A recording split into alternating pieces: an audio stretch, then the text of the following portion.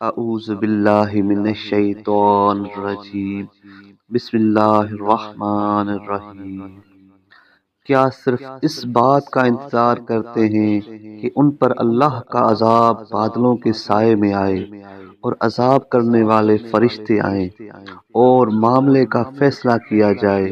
اور تمام کام اللہ کی طرف لوٹائے جاتے ہیں؟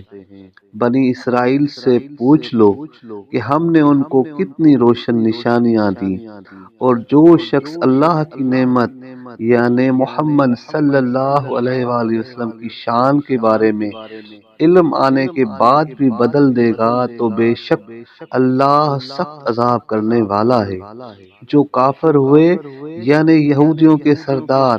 ان کے لیے دنیا کی زندگی کو مزین کیا گیا ہے، نہ کوئی اور چیز، اور وہ کافر اہل ایمان یعنی فقراء مہاجرین کے ساتھ مسخری کرتے ہیں، اور جن لوگوں نے شرک سے پرہیز کی وہ قیامت کے دن کفار کے اوپر ہوں گے، اور اللہ جسے چاہتا ہے بغیر حساب کے روزی دیتا ہے۔ لوگ ایک دین پر تھے، پھر انہوں نے اختلاف کیا، پھر اللہ نے خوشخبری دینے والے اور ڈرانے والے پیغمبر بھیجے اور ان پر حق کے ساتھ کتاب نازل فرمائی تاکہ لوگوں کے درمیان ان کے اختلافات کا فیصلہ کریں، اور محمد صلی اللہ علیہ وآلہ وسلم کی شان کے بارے میں پھر انہی لوگوں نے اختلاف کیا جن کو کتاب دی گئی یعنی حاسد یہودیوں نے،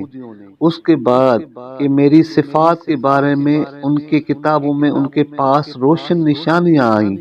آپس میں حسد اور ظلم کرتے ہوئے۔ پس اللہ نے اپنے حکم سے ان کے اختلافات میں اہل ایمان کو سیدھی راہ دکھائی، اور اللہ جسے چاہتا ہے سیدھی راہ کی طرف رہنمائی فرماتا ہے۔ اے فقراء مہاجرین، کیا تم گمان کرتے ہو کہ جنت میں داخل ہوگے اور ابھی تم پر ان انبیاء اور اہل ایمان کی طرح تکالیف اور مصیبتیں نہیں آئیں جو تم سے پہلے گزر چکے ہیں؟ ان پر سختی اور محتاجی اور بیماری اور بھوک پہنچی اور مختلف مصائب میں مبتلا کر کے ان کو جھنجھوڑا گیا،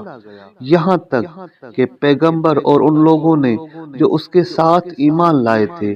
کہا کہ اللہ کی مدد کب آئے گی؟ جان لو کہ بے شک اللہ کی مدد قریب ہے۔ اے محمد صلی اللہ علیہ وآلہ وسلم، تم سے پوچھتے ہیں کہ کیا خرچ کریں؟ یہ زکوٰۃ فرض ہونے سے پہلے کا سوال ہے۔ کہہ دو کہ جو بھی نیکی کرو